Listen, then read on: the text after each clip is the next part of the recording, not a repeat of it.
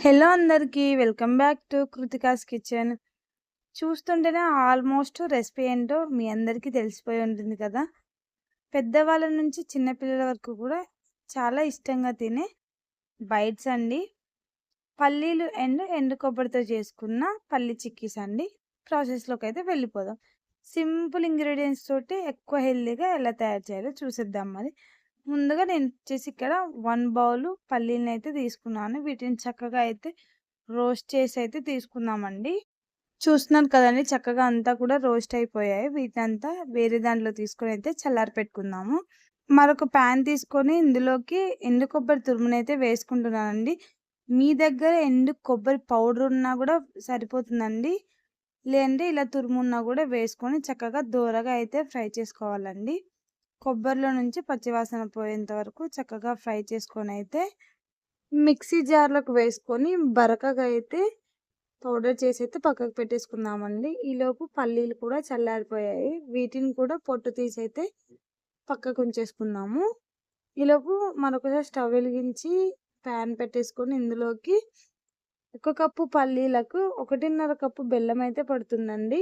మీరు ఏ కప్పుతో అయితే తీసుకున్నారో అదే కప్పుతోటి బెల్లాన్ని కూడా కొలిచి వేసుకోవాలండి. ఇలా బెల్లం అంతా కూడా చక్కగా కొద్దిగంత వాటర్ పోసి చక్కగా అంతా కూడా కరిగించేసుకోవాలండి. మీకు బెల్లంలో ఏదైనా డస్ట్ ఉందనుకుంటే వడగట్టి తీసుకోవచ్చండి. నేను తీసుకునే బెల్లంలో అయితే అలాంటివేవి ఉండదు. ఇదంతా కూడా చక్కగా పాకం అయితే పట్టేసుకోవాలండి.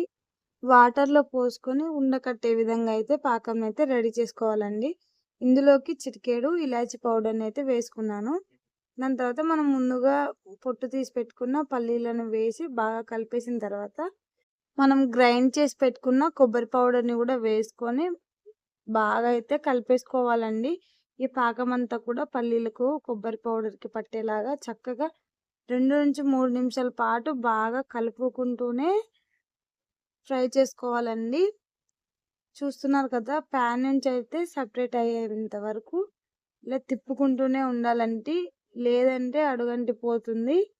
బిల్లలు కట్టేస్తాయి. ఈ విధంగా తిప్పుకుంటూ చక్కగా అంతా కూడా ఫ్రై చేసుకోవాలి.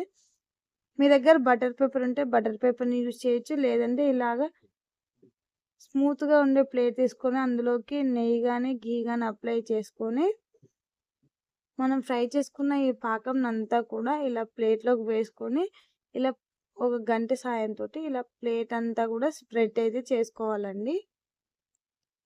చూస్తున్నారు కదండీ! ఈ విధంగా అంతా కూడా ప్లేట్ చుట్టూ ఇలా స్ప్రెడ్ చేసుకుంటూ దీన్నైతే చల్లారి పెట్టుకుందామండి.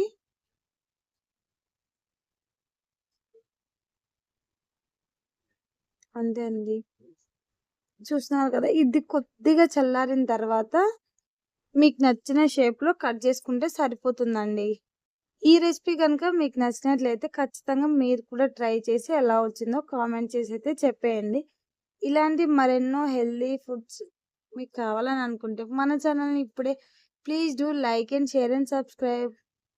Thank you for watching.